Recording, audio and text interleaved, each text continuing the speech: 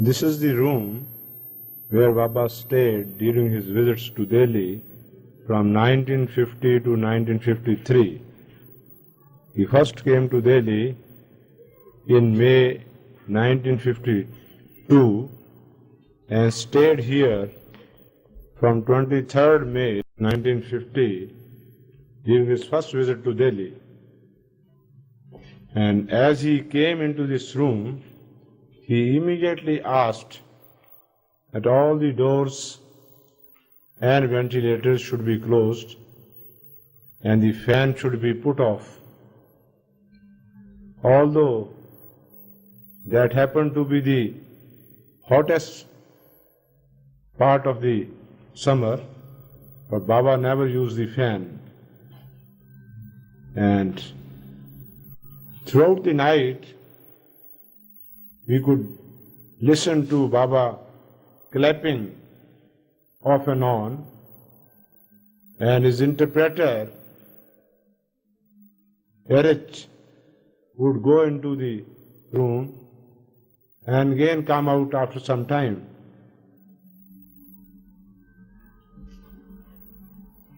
In the morning, when Baba got up, he said, pointing out to this part of the wall, this is the center of creation. He said, this is the center of creation. And as soon as Baba had left the room, I just put a nail into that point so that we would remember where he had pointed out the center of creation. After some time, we had a window opened into that portion of the wall so that we could have a permanent remembrance of the place which had been pointed out by the avatar as the center of creation.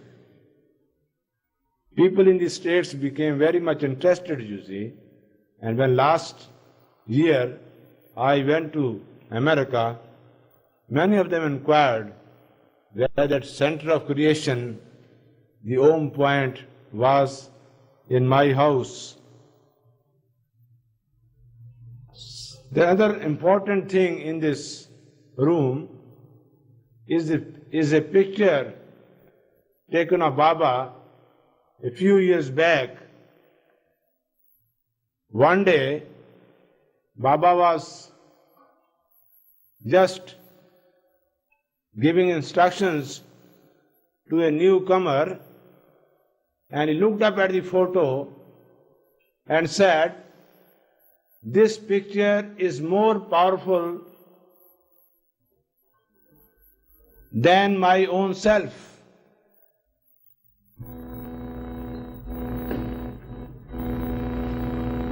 I could not understand the import of this saying, but as years rolled by and I started concentrating on the picture, I found it was very inspiring.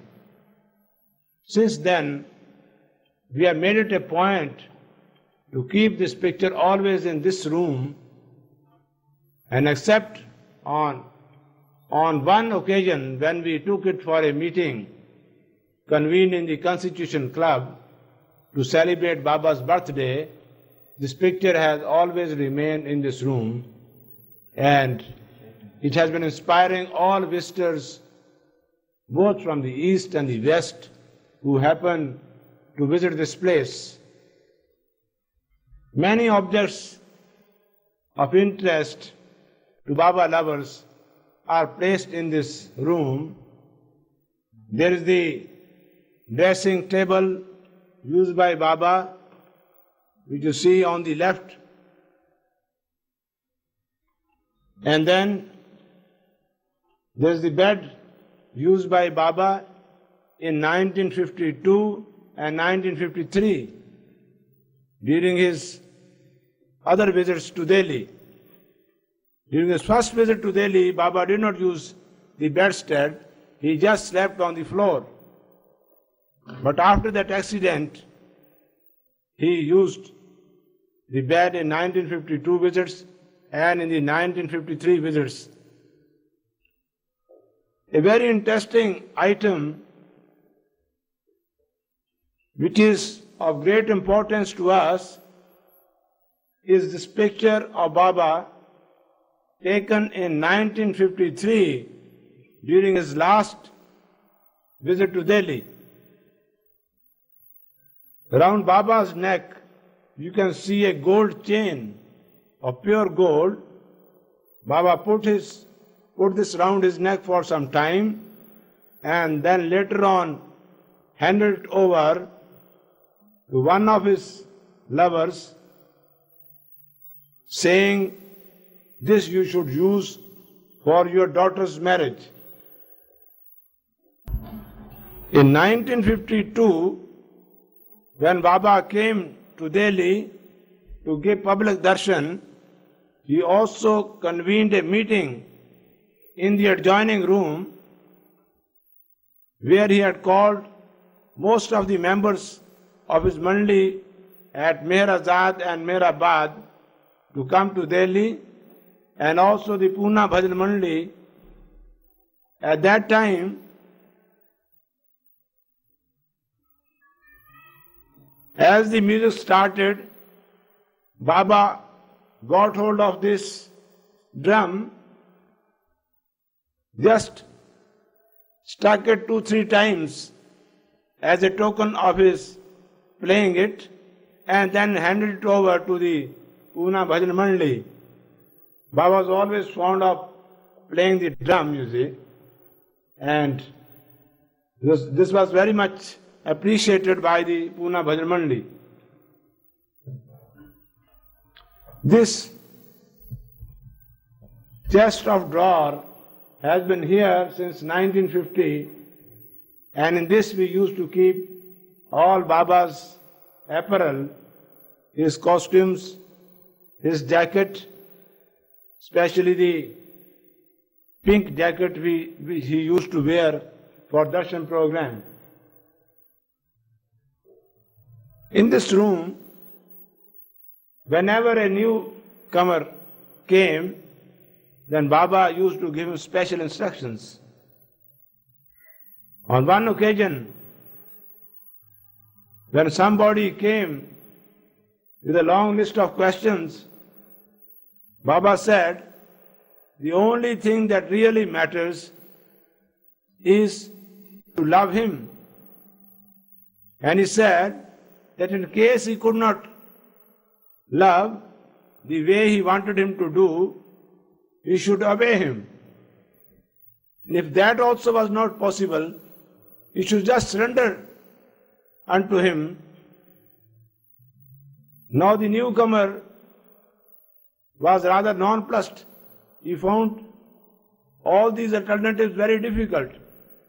And when he did not answer, Baba said, "Don't worry, just leave everything to me. Just remember me." And then the newcomer was very happy, because when Baba asked any person not to worry, it was not just a matter of saying. The person concerned felt that his worries were really over. No worry was left there. He had nothing to worry about. So, for all lovers, what really matters is not to worry and to remember Baba. So what we have actually learned during the course of our sojourn with the avatar of the age is that we should love him wholeheartedly, because the only thing that really matters is to love Baba, and nothing can come up to that. I first came to know about Baba from my friend Dr. Daulat Singh in Srinagar, after he had been to Baba in Dheradun. And the way he described Baba, I was highly impressed by his recitation, by his description of the beloved. A few days later, although I had never seen even a picture of Baba, I started having his visions. And then, suddenly in 1942, I received a parcel at Gulmarg addressed to me and giving a correct address which I had not divulged to anybody. When I opened the parcel, I found discourses by Meher Baba. I could there and then feel that Baba was omniscient. Otherwise, who could know my address so correctly? And I wrote to his secretary, Mr. Adike Irani, that I wanted to have Baba's darshan. The reply came that I should remember him as much as I could, and that when time came, then Baba would send for me. The reply was not very satisfactory because I was feeling so much restless to see Baba. When I came down to Srinagar from Gulmarg, I went to a temple and found that lot of preparations were being made there for the celebration of the full moon day connected with their master, their perfect master. Since I had also in my mind taken Baba as my master, I also became restless and I wanted to do my puja, offer my offerings to Baba. And the night, when I went to bed, the thought was uppermost in my mind that I was missing my master while all these people were going to make their offerings to their master the next morning. About 3 to 4 o'clock in the morning, I was suddenly woken up, and as I got up, I found there was light coming out from my prayer room, which was next to my bedroom. I immediately went to the room and found Baba sitting there. And then I remembered that Baba had heard my prayer and had come to receive the offerings. I prostrated myself immediately at his feet, and since I had nothing in my hand to offer, I made just a verbal offering.